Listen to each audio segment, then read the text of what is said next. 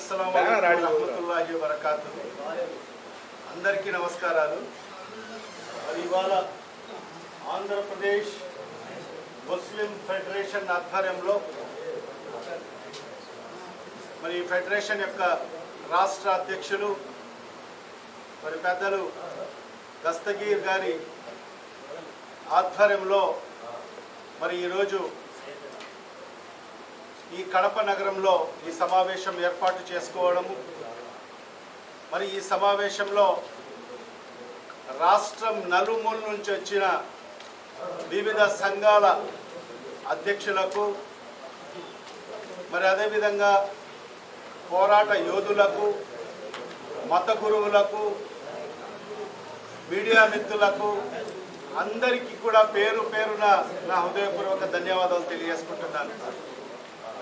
మరి ఇవాళ ఆంధ్రప్రదేశ్ ముస్లిం ఫెడరేషన్ ఆధ్వర్యంలో జరుగుతున్న ఈ కార్యవర్గ సమావేశం యొక్క ముఖ్య ఉద్దేశము మరి ఏదైతే ముస్లింల సమగ్రాభివృద్ధి, మరి అదేవిధంగా వాగ్దానాలపై తీసుకోవాల్సిన చర్యలపై కార్యాచరణ ఏ విధంగా మనం ముందుకు తీసుకెళ్లాలని చెప్పి ఒక ఎజెండాతో మరి ఈరోజు సమావేశాన్ని ఏర్పాటు చేయడం జరిగింది.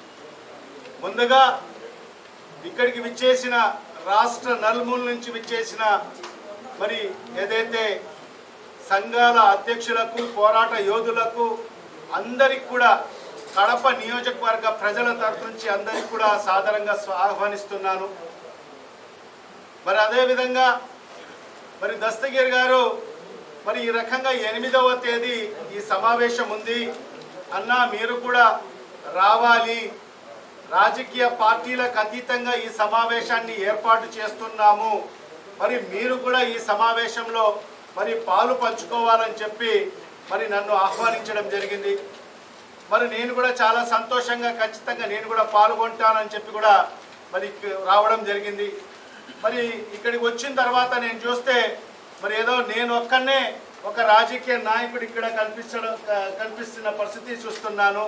మరి ఇక్కడ మీరందరూ కూడా ప్రజా సంఘాలు మరి ఉద్యమాలు చేస్తున్న నాయకులందరూ కూడా ఇక్కడ అందరు చాలామంది పెద్ద ఎత్తున రావడం, నేను ఒక్కనే ఇక్కడ ఒక రాజకీయ నాయకుడిగా నేను ఇక్కడ పాల్గొనడం కూడా మరి ఇవాళ దస్తగీర్ గారు నన్ను ఆహ్వానించినందుకు మరొక్కసారి దస్తగీర్ గారికి మరి వాళ్ళ కార్యవర్గ సభ్యులకు అందరికీ కూడా మనస్ఫూర్తిగా నేను మరి ధన్యవాదాలు తెలియజేసుకుంటున్నాను. మరి ఇప్పుడే అనేక ప్రజా సంఘాల నాయకులందరూ కూడా మరి గుంటూరు నుంచి వచ్చారు. పెద్దలు సలీం గారు మరి ఆయన మాట్లాడడం జరిగింది. మరి అదేవిధంగా మరి మన బహుజన నాయకులు మాట్లాడడం జరిగింది. మన మౌలానా జాకీర్ హుసేన్ గారు మాట్లాడడం జరిగింది. మరి ఇవాళ ఒక్కటే ఎవరు మాట్లాడినా కూడా మరి ఇవాళ ఈ సమావేశం యొక్క ముఖ్య ఉద్దేశం మరి ఏదైతే ముస్లిం మైనార్టీల మరి ఏదైతే స్థితిగతులు ఉన్నాయో మరి దాన్ని ఏ రకంగా మనం మెరుగుపరుచుకునే దానికోసం మనం ముందుకెళ్ళాలి. మరి అదేవిధంగా ప్రభుత్వాలు ఏదైతే తమ ఎన్నికల మేనిఫెస్టోలలో మరి మైనార్టీలకు మరి ఏదైతే వాగ్దానాలు ఇచ్చారో మరి ఆ వాగ్దానాలన్నీ కూడా ఈరోజు విస్మరిస్తున్న పరిస్థితిలో మరి ఏ రకంగా మరి ఆ వాగ్దానాలను మనము మరి ఏదైతే ప్రభుత్వం మెడలు వంచి మరి ఏదైతే ఆ వాగ్దానాలని మనం నెరవేర్చుకునే దిశలో మనం ఏ రకంగా మన పోరాటాన్ని ముందుకు తీసుకెళ్లాలని చెప్పి ఒక కార్యాచరణ ఏ రకంగా ముందుకు తీసుకెళ్లాలని చెప్పి మరి ఈరోజు ఈ సమావేశం యొక్క ముఖ్య ఉద్దేశం కూడా మరి ఇవాళ మీ అందరికీ కూడా తెలుసు. మరి ఈరోజు ఈ దేశంలో కానీ ఈ రాష్ట్రంలో కానీ మరి ఏ రకమైన పరిస్థితులు ఉన్నాయో మీ అందరికీ కూడా నేను చెప్పాల్సిన అవసరం లేదు.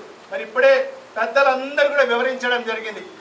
మరి ఏదైతే భారతీయ జనతా పార్టీ అధికారంలోకి వచ్చిన తర్వాత కేంద్రంలో మరి అదేవిధంగా మన రాష్ట్రంలో మరి 2024లో మరి ఈ కూటమి ప్రభుత్వం అధికారంలోకి వచ్చిన తర్వాత మరి ఏ రకంగా మరి ఈరోజు మైనార్టీల మీద ఏ రకంగా దాడులు జరుగుతున్నాయో మీరు అందరూ కూడా చూస్తూనే ఉన్నారు. మరి అదేవిధంగా దేశవ్యాప్తంగా కూడా మరి ఈరోజు మత స్వేచ్ఛ లేదు, వాక్ స్వాతంత్రం లేదు. ఇది భారతదేశము. ఇది భారతదేశం ఒక లౌకికవాద దేశము, ఇది భిన్నత్వంలో ఏకత్వం కలిగిన దేశం ఇది. మరి ఆ రోజు ఇప్పుడే పెద్దలు చెప్పారు, మరి ఏదైతే మన ఉద్యమకారుడు ఎవరు, మన బహుజన సమాజ్ పార్టీకి సంబంధించిన వ్యక్తి, మరి అదేవిధంగా మన మౌలానా జాకీర్ హుసేన్ గారు కూడా చెప్పడం జరిగింది. మరి ఏదైతే ఈ భారతదేశానికి స్వాతంత్రం వచ్చేదాని కోసం మరి ఈరోజు కులాలకు అతీతంగా, మతాలకు అతీతంగా మనమందరం కూడా, ముస్లింలందరూ కూడా, మా మత గురువులందరూ కూడా వేలాది మంది తమ ప్రాణ త్యాగాలు ఇచ్చి మరి ఈరోజు ఈ భారతదేశానికి స్వాతంత్రం తెచ్చిన పరిస్థితి మనం చూసాం. మరి ఈరోజు మనం ఒక్కసారి ఢిల్లీకి వెళ్ళి మరి అక్కడ మరి మన ఇండియా గేట్ వద్ద మనం ఒక్కసారి చూడగలిగితే మరి అక్కడ సుమారుగా 67,000 మంది పేర్లు ఉన్నాయి. మరి దేశం స్వాతంత్రం కోసం ప్రాణాలు అర్పించిన సుమారుగా 67,000 మంది మరి వాళ్ళ పేర్లు ఉంటే దాంట్లో మరి సుమారుగా 63,000 ముస్లింలు అని చెప్పి ఈ సందర్భంగా గుర్తు చేస్తున్నాను. అంటే ఈ దేశ స్వాతంత్రం తెచ్చేదాని కోసం ముస్లింలు ఏ రకంగా పాటుపడ్డారో మరి అది అక్కడికి వెళ్ళి మనం చూస్తే మరి చరిత్ర అనేది ఎప్పుడు ఎవరు కూడా ఆ చరిత్రను చెరిపే పరిస్థితి ఉండదు.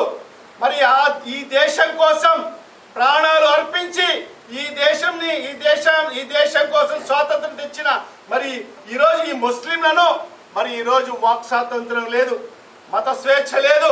మరి ఏదైతే మన వాక్ స్వాతంత్రాన్ని హరించిన పరిస్థితి ఉంది, మరి ఏదైతే మరి ఫండమెంటల్ రైట్స్ ఏదైతే డాక్టర్ బాబాసాహెబ్ అంబేద్కర్ గారు రచించిన రాజ్యాంగం మరి ఈరోజు భారతదేశంలో ఉండే ప్రతి పౌరుడికి హక్కులు కల్పించడం జరిగింది. మరి అలాంటి రాజ్యాంగాన్ని మరి ఈరోజు తూట్లు పొడుస్తున్న పరిస్థితి ఈరోజు స్పష్టంగా కనిపిస్తుంది. మరి అదే విధంగా మరి ఈరోజు ఏ రకంగా మనం అందరూ కూడా సమైక్యంగా ఈరోజు రాజ్యాంగాన్ని కాపాడుకోవాల్సిన బాధ్యత ప్రతి ఒక్క పౌరుని పైన ఉంది. మరి ఈ రకంగా మరి ఈరోజు ఈ భారతీయ జనతా పార్టీ కానీ ఈ కూటమి ప్రభుత్వాలు వచ్చిన తర్వాత మన రాష్ట్రంలో, దేశంలో మరి ఎక్కడ చూసినా కూడా దళితుల మీద, ముస్లిం మైనార్టీల మీద ఈరోజు దాడులు జరుగుతున్న పరిస్థితి స్పష్టంగా కనిపిస్తుంది. మరి ఇవన్నీ కూడా మరి ఈ ప్రభుత్వాలను నిలదీయాలంటే మనం అందరం కూడా ఐక్యతగా ముందుకు వెళ్లాల్సిన అవసరం ఉంది. మరి అందరం కూడా పార్టీలకు అతీతంగా, ఆ జెండాలకు అతీతంగా మనం అందరం కూడా ఇప్పుడే మా గురువు గారు చెప్పారు, మనము ఇక్కడ జమ అయింది ఒక కల్మ యొక్క బునియాదు పైన మనం ఇక్కడ జమ కావడం జరిగింది. అది లా ఇలాహా ఇల్లల్లాహు ముహమ్మదుర్ రసూలుల్లాహ్ అనే కల్మ యొక్క బునియాదు పైన మనం అందరం కూడా ఇక్కడ ఎవరు కూడా ఒకరు ముఖ పరిచయాలు కూడా లేని పరిస్థితిలో ఈరోజు మనం ఇక్కడ జమ కావడం జరిగింది. మన ఉద్దేశం మన జాతికి జరుగుతున్న అన్యాయాన్ని మనం గలమిప్పాల్సిన అవసరం ఉంది. అది ఏ రాజకీయ పార్టీ అయినా, ఏ ప్రభుత్వాలైనా మరి మన జాతికి మరి అన్యాయం జరిగితే మనం ఖచ్చితంగా గలమిప్పాల్సిన అవసరం ఎంతైనా ఉందని చెప్పి కూడా ఈ సందర్భంగా మీకు అందరికి కూడా తెలియజేసుకుంటున్నాను.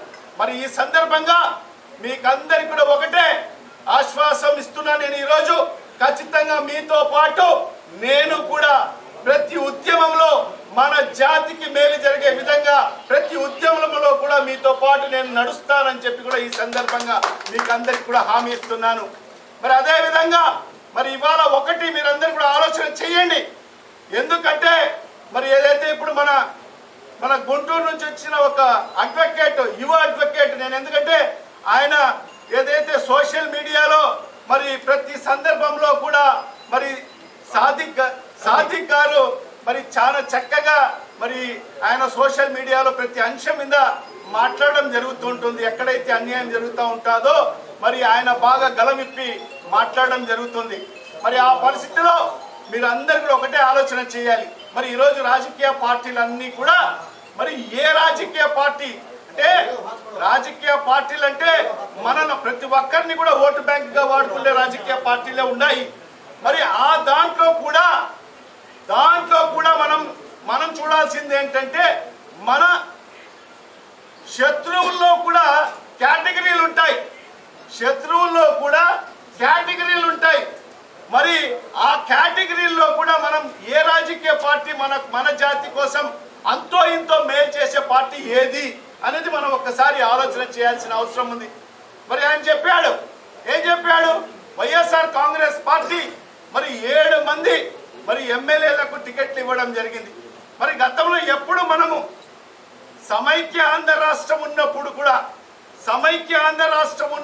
కూడా ఎప్పుడే కానీ 7గురికి ఎమ్మెల్యేలకు ముస్లిం మైనార్టీలకు మరి ఎమ్మెల్యే టికెట్లు ఇచ్చిన దాఖలాలు లేవు. ఎందుకంటే ఇక్కడ రాజకీయ నాయకులు ఉన్నారు, ఖలీల్ భాయ్ ఉన్నారు.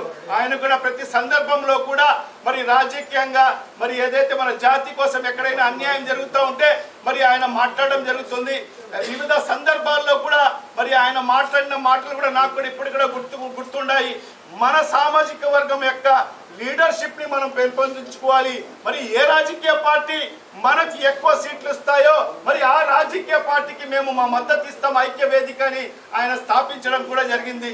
మరి ఆ రకంగా 7 టికెట్లు మనము 7 ఎమ్మెల్యే టికెట్లు ఇచ్చినా కూడా మరి మనము ఒక్కటంటే ఒక్కరిని కూడా మనం గెలిపించుకోలేకపోయాము.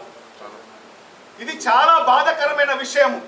మరి అదే కాకుండా మరి ఇవాళ నేను గర్వంగా కూడా చెప్పగలను. ఎందుకంటే మన వైఎస్ఆర్ కాంగ్రెస్ పార్టీ ప్రభుత్వంలో మరి నేను ఒక సామాన్యమైన కార్యకర్త నుంచి ఒక కార్పొరేటర్ స్థాయికి రావడం జరిగింది. ఒక కార్పొరేటర్ స్థాయి నుంచి ఒక ఎమ్మెల్యే స్థాయికి ఎదగడం జరిగింది. ఒక ఎమ్మెల్యే స్థాయి నుంచి ఈ రాష్ట్రానికి ఉప ముఖ్యమంత్రి మరి చేసిన ఘనత కూడా వైఎస్ఆర్ కాంగ్రెస్ పార్టీదే, మా నాయకుడు శ్రీ వైఎస్ జగన్మోహన్ రెడ్డి గారి.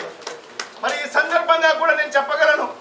ఎందుకంటే నేను మైనార్టీ శాఖ మంత్రిగా ఉన్నప్పుడు నేను చరిత్ర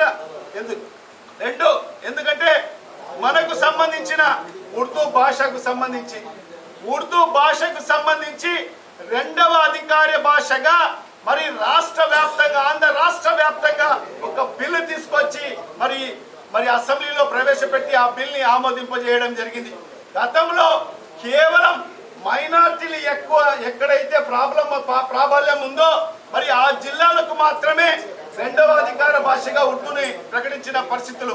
తర్వాత రాష్ట్రం విడిపోయిన తర్వాత మరి ఏ జిల్లాలో ఈ ఉర్దూ భాష 2వ అధికారిక భాషగా ఉందో మరి గతంలో ఉన్న 2014 నుంచి 2019 వరకు ఉన్న ప్రభుత్వము దాని గురించి వివరణ ఇవ్వలేదు. మరి మా ప్రభుత్వ అధికారులకు వచ్చిన తర్వాతనే మరి రాష్ట్ర వ్యాప్తంగా మరి ఎక్కడ కూడా ముస్లింల ప్రాబల్యం లేని ప్రాంతాల్లో కూడా మరి అన్ని 26 జిల్లాల్లో కూడా మరి 2వ అధికారిక భాషగా మరి ఉర్దూను మరి ప్రకటించడం జరిగింది. మరి అదే కాకుండా మొట్టమొదటిసారిగా రాష్ట్ర చరిత్రలో, ఎందుకంటే ఎస్సీలకు ఏ విధంగా సప్లాన్ ఉందో ఎస్టీలకు ఏ రకంగా సప్లాన్ ఉందో మరి ఆ రకంగానే మన మైనార్టీలకు కూడా సప్లాన్ కావాలని చెప్పి మరి ఆనాటి ముఖ్యమంత్రి గారికి చెప్పి మరి ఆ సప్లాన్ కు సంబంధించి కాంపోనెంట్ యాక్ట్ అని చెప్పి మరి ఆ బిల్లుని కూడా మరి నా చేతుల ద్వారా మరి అసెంబ్లీలో ప్రవేశపెట్టి దాన్ని కూడా ఆమోదింపజేసుకోవడం జరిగింది. అంటే ఈ 2 కూడా ఒక చరిత్రలు అని చెప్పి కూడా ఈ సందర్భంగా తెలియజేసుకుంటున్నాను.